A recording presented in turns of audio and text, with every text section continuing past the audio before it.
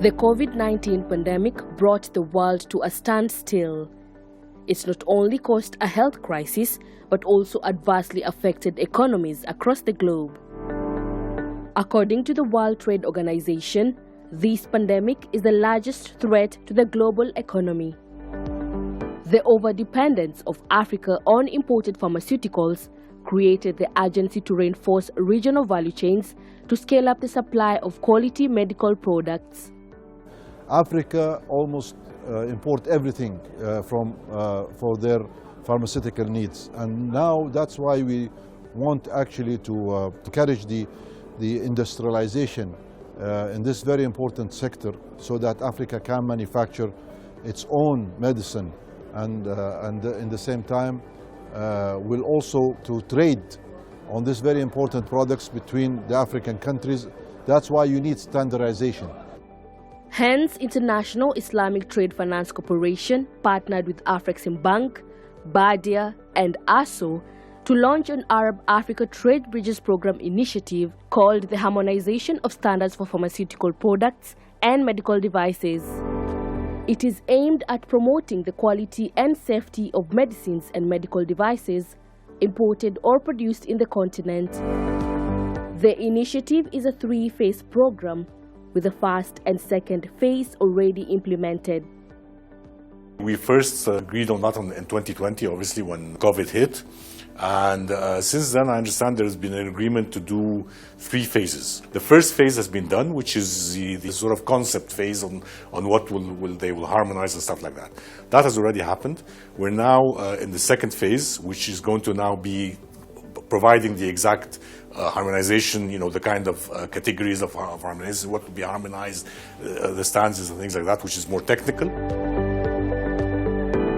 It's quite a milestone. We managed in the first phase to harmonize 76 standards on medical devices.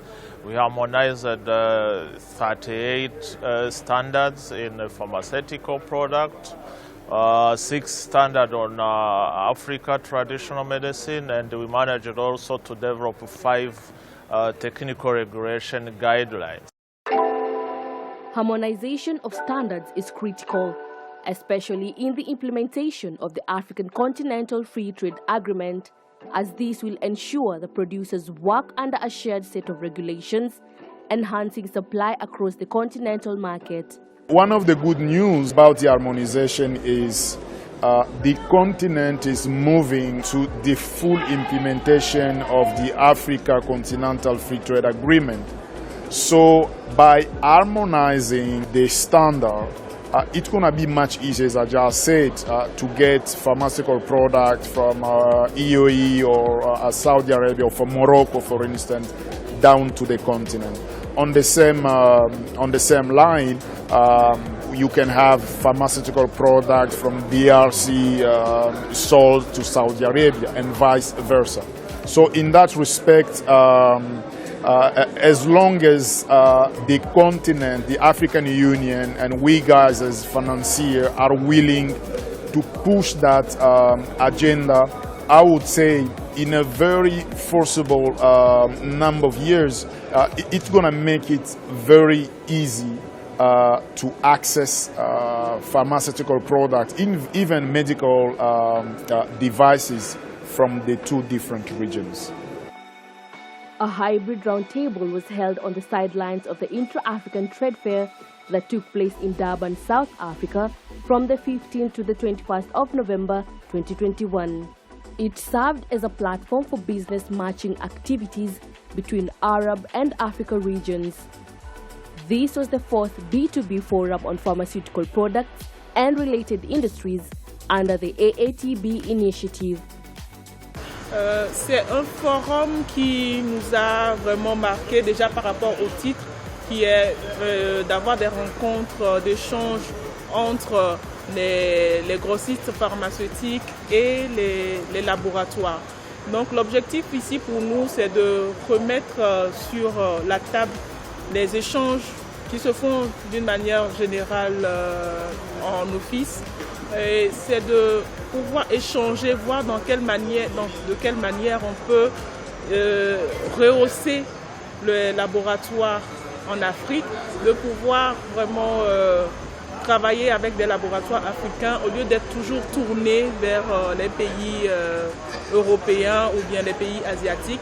C'est vraiment de faire valoriser aussi notre savoir-faire en Afrique, de savoir qu'on a vraiment des laboratoires intéressants avec lesquels les centrales peuvent travailler. Donc c'est ce qui nous a amené à venir et à représenter la Cameroun. The first step really is to step up, the manufacturing capacity. Then there was also the issue of quality, right? At least perception, from a perception perspective. Africa was always perceived to be producing sub-quality medicine, and there's a lack of trust between African countries themselves. They would rather import from Europe or the West rather than from Africa, while in reality the quality is actually quite good, or it may be enhanced considerably with maybe just a little bit of support. And that's where maybe ARSO comes along when they standardize those quality assurances. The initiative therefore aims to have substantial investments which have a long-term impact. We are more a little bit really going to respond to long-term and actually preparing our countries, our continent to respond to other challenges that may come. There might be another pandemic, but we need also to start focusing on industrialization. Even though the COVID-19 pandemic separated the continent through social distancing and lockdowns, it has brought them together to enable cross-border trade and investment for pharmaceutical products and medical devices.